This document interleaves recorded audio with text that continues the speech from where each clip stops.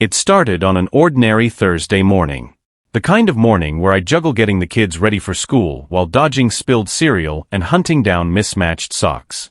My wife, Rachel, had been out of town for work, as usual. She's a regional sales manager for a mid-sized marketing firm based in Denver, and her job takes her on frequent trips. Meanwhile, I work remotely in IT, which means I've got the dual role of breadwinner and part-time domestic chaos manager.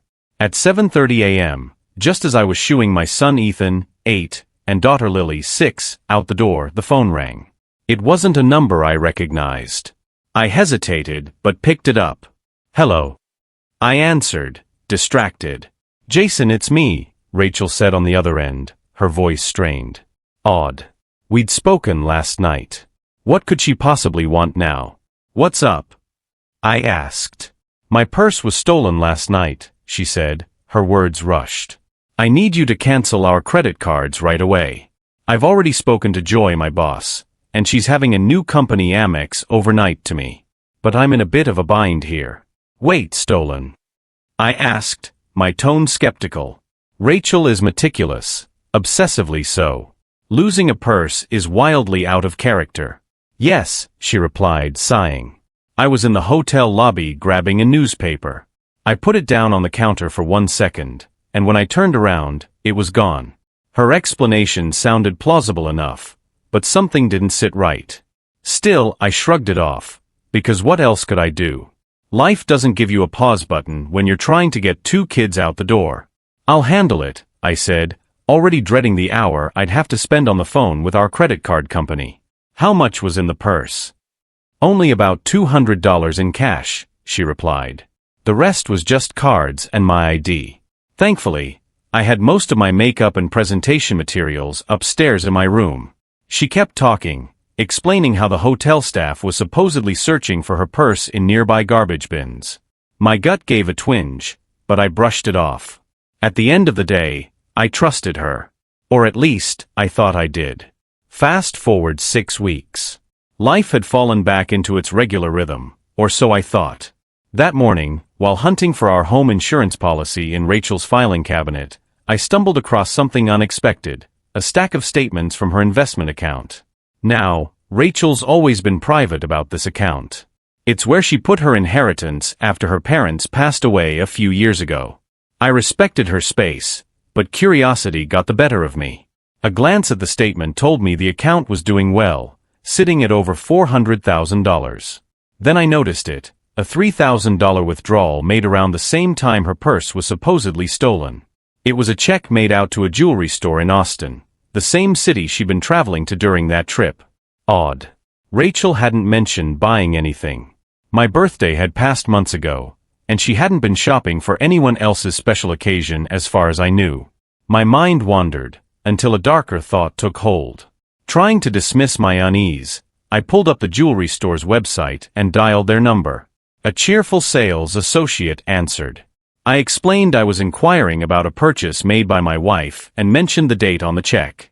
The woman was more than happy to help. "Oh yes," she said after a moment. "I remember that one. Your wife came in and said she'd lost her wedding and engagement rings and wanted replacements. It took us a while to find a set that matched her originals." I felt like the ground beneath me had opened up. "Rings?" I asked, my voice tight. "Yes," she chirped. She used a company credit card initially, but mailed us a check later to complete the purchase. I could barely thank her before hanging up. Rachel hadn't mentioned losing her rings. Why would she lie about something so significant? Unless she had a reason to keep her marital status a secret. Suddenly, her explanation about the purse theft didn't add up. I remembered how she hadn't wanted the police involved. A flimsy excuse, but one I hadn't questioned at the time.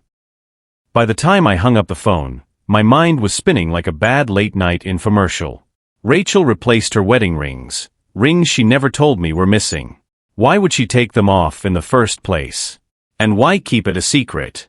The only explanation that made sense was the ugliest one. She didn't want people knowing she was married. The thought hit me like a punch to the gut. I tried to rationalize it. Maybe she wanted to avoid judgment during networking events or thought appearing single could give her an edge in her male-dominated industry. But the jewelry store's story about her being distraught over losing the rings didn't track with that. It felt like a cover for something far worse. If she'd lied about the rings, what else had she lied about? I decided to dig deeper, starting with the hotel where she'd stayed. A quick Google search brought up the front desk's phone number. "Good morning, Austin Marriott," the clerk answered. I cleared my throat, trying to sound casual. "Hi, I'm calling about an incident involving my wife's purse. She stayed there a few weeks ago and said it was stolen. Do you still have a record of that?" After a brief hold, the clerk returned. "Yes, we do. The guest reported her purse was taken while she was in the lounge." The lounge. I repeated, my stomach tightening. Rachel had told me it happened in the lobby. "Yes," the clerk confirmed. "She mentioned she left it in her booth while dancing, and it was gone when she returned. She declined to involve the police." Dancing. My wife, who always claimed she hated dancing, was apparently twirling around a hotel lounge while I was at home making dinosaur-shaped sandwiches for our kids. I hung up and sat there for a long time, staring at the phone. The lies were piling up faster than I could process them. Rachel's next work trip was just around the corner. She was flying to Dallas for a couple of nights. It gave me the perfect opportunity to snoop, but I needed a plan. Rachel always brought her briefcase home the night before a trip.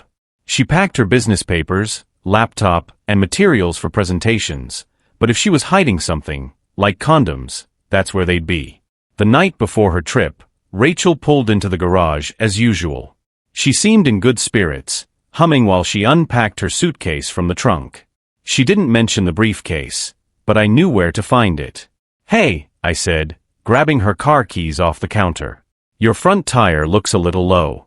I'll take it to Jerry's shop and have him check it out." "Can't you just put on the spare?" she asked, looking flustered. "It's just a slow leak," I replied, already heading for the door. "I'll get it patched." Rachel didn't argue, but her hesitation didn't escape me. She knew something was up, or maybe she just thought I was being unusually helpful. Either way, I had what I needed. At Jerry's auto shop, I popped the trunk and found the briefcase. I carefully rifled through the contents. My hands shook as I opened one of the smaller compartments, and there they were. Condoms. A fresh box, opened, with a few missing. I stared at them for a long moment, the evidence as damning as a smoking gun. After carefully returning everything to its place, I handed Jerry a beer as a thank you and headed home. My thoughts were a toxic stew of rage, betrayal, and grim determination. By the time I got back, Rachel was in the kitchen, packing her suitcase with her usual efficiency. "Everything good with the car?" she asked brightly. "Yeah," I said, forcing a smile. "Just a small nail." She kissed me on the cheek, completely oblivious to the storm brewing beneath my calm exterior. That night, she curled up next to me in bed, snuggling as though everything was normal. I wrapped my arm around her shoulders out of habit, the weight of her betrayal pressing down on me like a boulder. I didn't sleep much. The morning of Rachel's flight, I stayed in bed as she got ready. Normally, I'd be up to see her off, maybe pack her a coffee for the road. But not this time. "You still not feeling well?" she asked, leaning down to kiss me goodbye. "I'll be fine," I muttered, feigning exhaustion. She paused for a moment, as if she wanted to say something, then sighed and left. I heard the garage door close, her car backing out, and the distant hum of the engine fading into silence. The moment I heard the house settle, I sprang out of bed. I had a lot to do. After getting the kids to school, I made 2 important phone calls. The first was to a local private investigator, Alan Russo, who I'd found online. Russo specialized in tracking down wayward spouses and had an affiliate network nationwide, including Dallas, where Rachel was headed. By mid-morning, I was in Russo's cramped office, sitting across from his desk while he skimmed through the itinerary I'd provided. "Simple enough," he said, tapping a pen against his notepad. "She's staying at the Fairmont. My Dallas guy will tail her in the evenings. We'll get photos, timestamps, and a full report. Can you catch her in the act?" I asked, my voice harsher than I intended. Russo raised an eyebrow. "We're good, but we're not magicians. Actual intercourse? Unlikely. But we'll document anything that proves intent or intimacy. Is that enough?" I nodded. It had to be. Good. We'll email you updates as they come in, he said, holding out his hand for payment. I handed over a deposit and left. The satisfaction of taking action settled in, dulling some of the helpless rage I'd been feeling. My next stop was a divorce attorney recommended by an old friend. His name was Daniel Crane, a no-nonsense type who specialized in high-conflict divorces. So, he said, after I laid out the basics of my situation, you suspect your wife of infidelity, and you want to prepare for divorce if it's confirmed? Exactly, I replied. Crane leaned back in his chair, his pen tapping against his desk. You're in Colorado, a no-fault divorce state. That means her cheating won't impact property division. But custody? That's another story. If you can prove infidelity, especially if it puts the kids at risk, you'll have a strong case for full custody. That's my priority, I said. He outlined the likely outcomes, a 50-50 split of marital assets, no alimony since we earn similar incomes, but Rachel would likely owe child support if I got custody. He also confirmed that Rachel's inheritance was off the table, it would remain hers. Any objections to her moving out immediately after being served? He asked. None, I said firmly. Good. I'll have the papers ready by Monday. If your PI comes back with evidence, we'll move forward. I left his office with a strange sense of calm. I was still angry, still gutted by Rachel's betrayal, but at least I had a plan. That evening, I played my role as the doting husband and father. Rachel texted once to let me know she'd landed safely in Dallas. I replied with a simple thumbs-up emoji. For the next 2 days, I busied myself with work, taking care of the kids, and checking my email obsessively. On Friday morning, the private investigator's report landed in my inbox. I opened it immediately, my heart pounding. The email from Alan Russo was short and clinical.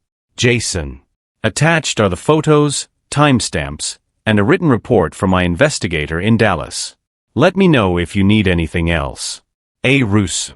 I opened the first attachment, a PDF labeled Surveillance Report, Rachel Miller.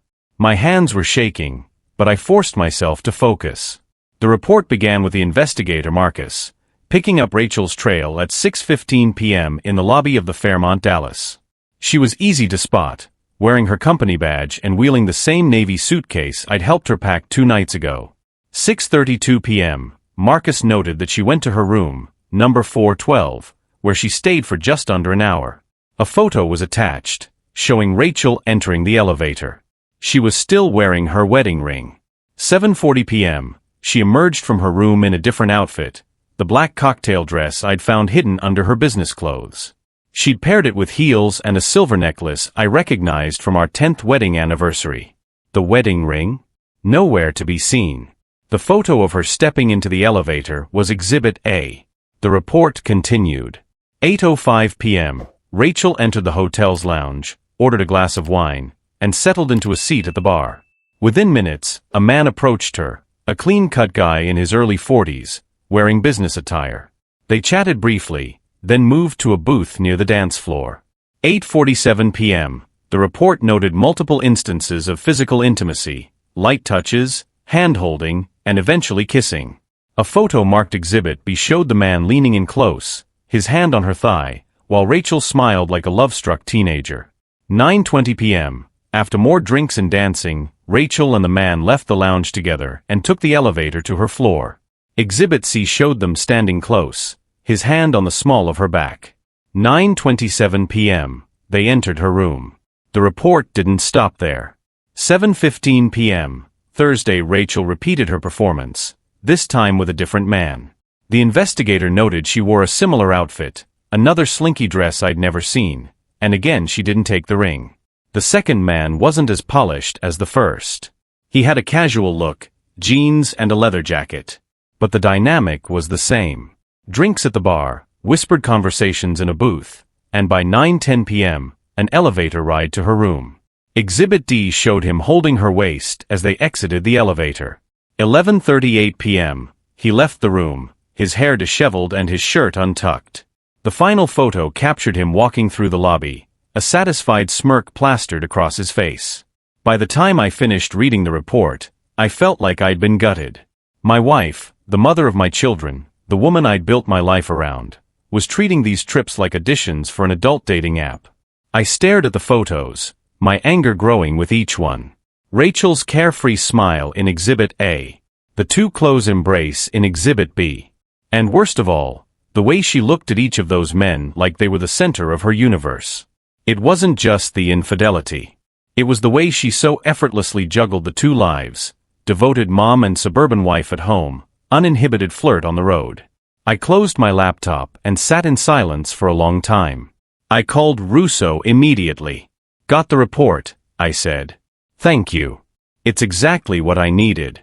"You want us to keep digging?" he asked. "No," I replied, my voice cold. "I've seen enough." My next call was to Daniel Crane, my divorce attorney. "File the papers," I told him. "And make sure she's served publicly. At her office. I want her humiliated." "Consider it done," Crane replied. Rachel's betrayal cut deep, but I wasn't about to let her off easy. Monday morning dawned heavy and gray, matching my mood. The kids were off to school, oblivious to the storm brewing in their parents' lives. Rachel had already left for work, her cheerful "love you" lingering in the air like a bitter joke. I spent the morning pacing the house, waiting for the phone call from Daniel Crane. He'd promised the papers would be served at her office by mid-morning. I wanted her to feel the humiliation of being exposed, surrounded by her colleagues. At exactly 10:45 a.m., my phone buzzed. "It's done," Crane said, his voice calm but firm. "She's been served." My courier said she looked shocked but didn't make a scene. She just took the envelope and went back into her office. I let out a breath I didn't know I was holding. "Good," I said simply. Now all I had to do was wait. Around noon, my phone rang again. This time, it was Rachel. I let it go to voicemail. A minute later, a text came through. "Jason, I need to talk to you. Please. Call me." I didn't respond. By mid-afternoon, she tried again, this time from her personal number. I stared at the screen, debating whether to answer. Curiosity won out. "Jason," her voice was trembling, and I could hear the strain. "What's going on? Why are you doing this?" "Don't play dumb, Rachel," I said, my tone ice cold. "You know exactly why." There was a pause. I don't understand. Do I really need to spell it out for you? The trips. The rings. The two guys you brought back to your room last week. I know everything. The line went silent except for her shallow breathing. When she finally spoke, her voice cracked. "Jason, please. I can explain." "You'll explain," I snapped, "but not to me. You'll explain to my lawyer. And to our kids, when they're old enough to understand why their family fell apart. Jason, don't do this. Don't destroy everything we've built." "You did that, Rachel," I interrupted, my voice low and dangerous. "You did that the moment you decided being a wife and mother wasn't enough for you." Before she could respond, I hung up. Rachel didn't come home that night. The kids asked where she was, and I told them she was busy with work. It wasn't a complete lie. She was probably working overtime trying to salvage whatever was left of her pride. The next morning, she called again. This time, her tone was more subdued. "Jason," she said quietly, "can I come home to get some of my things? I think we need to talk." "You can come between 9 a.m. and noon," I replied. "The kids and I won't be here." "As far as talking? That'll happen in my lawyer's office, after you've signed and notarized the divorce papers." There was a long pause, followed by a soft broken "okay." The line went dead. That afternoon, while the kids were at school, Rachel came by to gather her belongings. I made sure to leave the house before she arrived. I wasn't ready to face her. When I returned, the house felt emptier, colder. She'd taken some clothes, a few personal items, and a framed photo of the kids from the living room. Everything else was untouched, like she couldn't bring herself to dismantle the life we'd built together. Part of me felt a pang of guilt. Then I remembered the PI's photos, her fake smiles, and the way she treated our marriage like an inconvenience. The guilt evaporated. A week later, we met in Daniel Crane's office to finalize the divorce papers. Rachel looked pale and worn, a far cry from the confident woman who'd sashayed out of our home 2 weeks ago for her business trip. "Jason, please," she said as we sat across the table. "I've been seeing a therapist. I'm getting help. I didn't mean to hurt you, I didn't know how to handle these feelings." I let out a bitter laugh. "Feelings? Rachel, your feelings weren't the problem. It was your actions. You had a choice, and you made the wrong one, over and over again." Her eyes filled with tears. "I love you. I love our family. I can change." "Too little, too late," I said flatly. "Sign the papers, Rachel. The kids deserve better than this circus." She signed, her hands trembling. As the notary stamped the document, the finality of it hit me. 11 years of marriage, reduced to a signature and a legal stamp. Rachel left the office in tears. I didn't look back. The day the divorce was finalized felt surreal, like the end of a long, brutal war. There was no victory, just the faint relief of knowing it was over. I walked out of Daniel Crane's office, took a deep breath of cold Denver air, and resolved to focus on what mattered most: Ethan, Lily, and carving out a future without Rachel. Rachel moved in with her brother temporarily, which made sense given her lack of local support. Word of the divorce, and the reason behind it, spread quickly among our circle of friends. I didn't have to say much. People tend to connect the dots when someone gets served divorce papers at work. A few mutual friends reached out to check on me, some out of genuine concern, others fishing for gossip. I kept it simple, she cheated. That's all you need to know.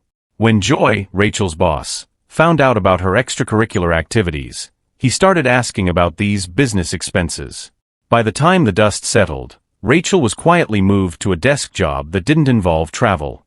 She'd always dreaded being tied to a cubicle, now it was her new reality. At first, life as a single dad was overwhelming. Balancing work, parenting, and the emotional fallout wasn't easy.